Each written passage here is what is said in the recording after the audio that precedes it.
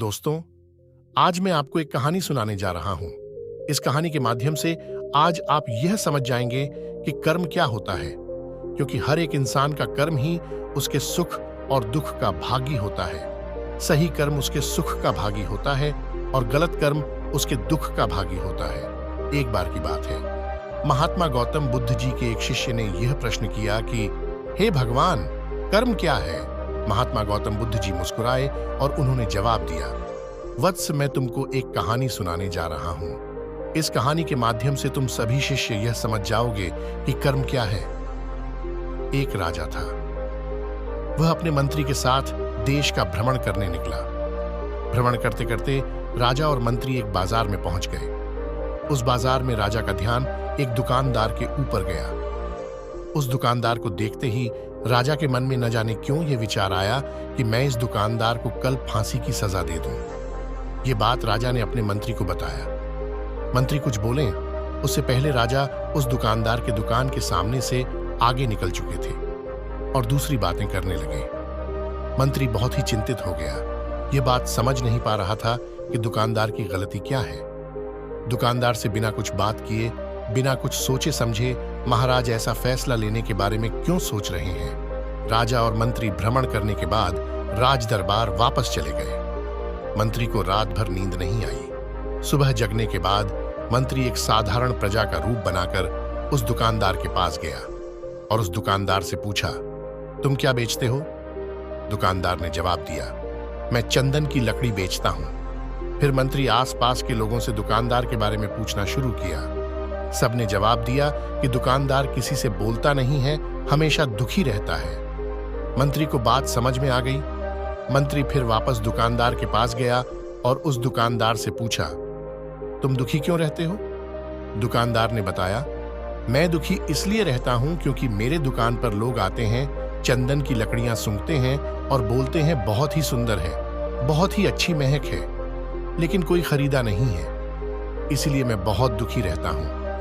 मंत्री दुकानदार की बात सुनकर खुद भी भाव विभोर हो गया। कोई भी दुकानदार दुखी क्यों ना हो अगर उसके दुकान का कोई भी सामान खरीदा ना जाए, जबकि सामान में कोई कमी ना हो। मंत्री सोचने लगा कि यह दुकानदार अपने दुखों के वजह से इतना दुखी रहता है, परंतु राजा इस दुकानदार को फांसी पर क्यों लटकाना चाहते हैं? अर्थात राजा के मन में आए हुए विचार का उत्तर अभी तक मंत्री को नहीं मिला था। मंत्री ने फिर दुकानदार से पूछा, भाई, तब तुम क्या करोगे अगर तुम्हारे दुकान की सारी चंदन की लकड़ियां ऐसे ही रखी की रखी रह जाएंगी तो?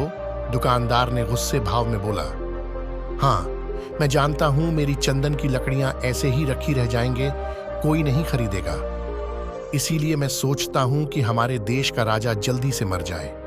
अगर वह जल्दी से मर जाता तो मैं उस राज दरबार में उस राजा के दाह संस्कार के लिए अपनी चंदन की लकड़ी देता, जिससे मुझे कुछ पैसे मिल जाते और इस बाजार के अलावा बाकी के लोगों को भी मेरे चंदन की लकड़ी के बारे में पता चलता, तो फिर शायद कुछ न कुछ लोग मेरी दुकान से जरूर खरीदने आते चंदन की लकड़ी।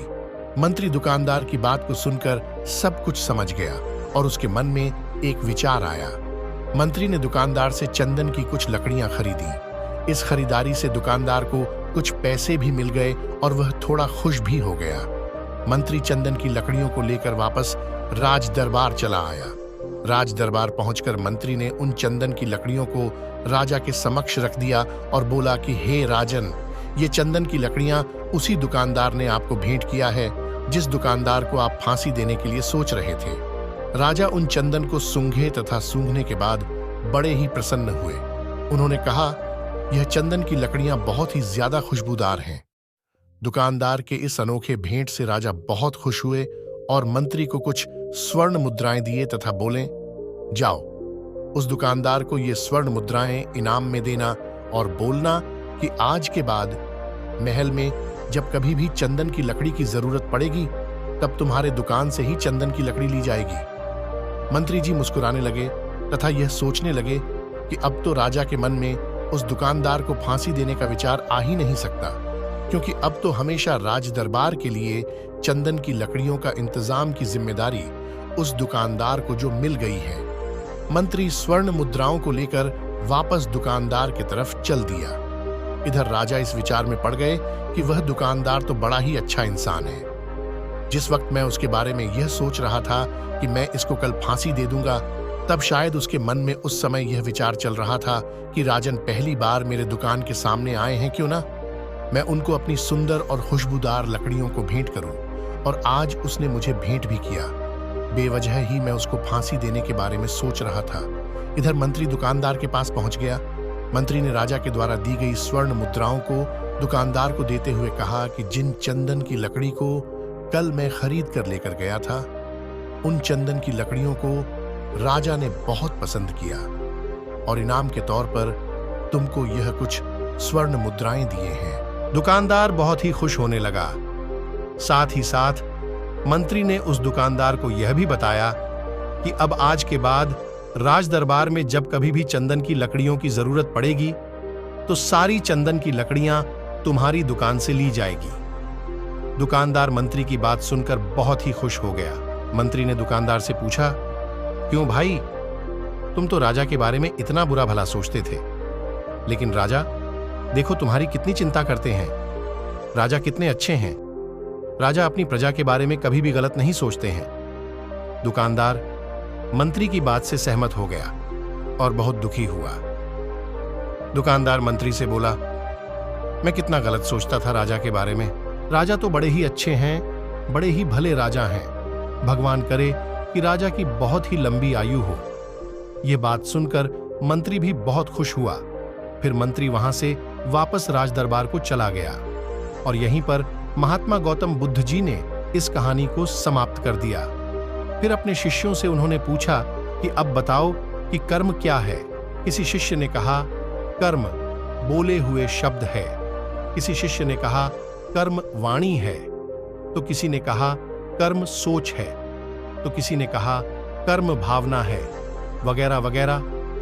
अपने सारे शिष्यों का जवाब सुनने के बाद महात्मा गौतम बुद्ध जी ने बताया कि कर्म हर एक इंसान के खुद के विचार होते हैं। हमारे विचार जैसे रहेंगे, हम वैसे ही कर्म करेंगे और उन्हीं विचारों के द्वारा की हुई कर्म हमारे सुख और दुख के लिए उत्तरदायी होंगे। अर्थात हमारे विचार अगर गलत है तो हमारे द्वारा किया हुआ कर्म भी गलत होगा तथा इसका परिणाम भी गलत निकलेगा। परिणाम स्वरूप हम दुखी रहेंगे। अगर हमारे विचार सही रहेंगे तो हम सही कर्म करेंगे। सही कर्म करेंगे तो फिर सही फल मिलेगा, जिससे हम सुखी रहेंगे।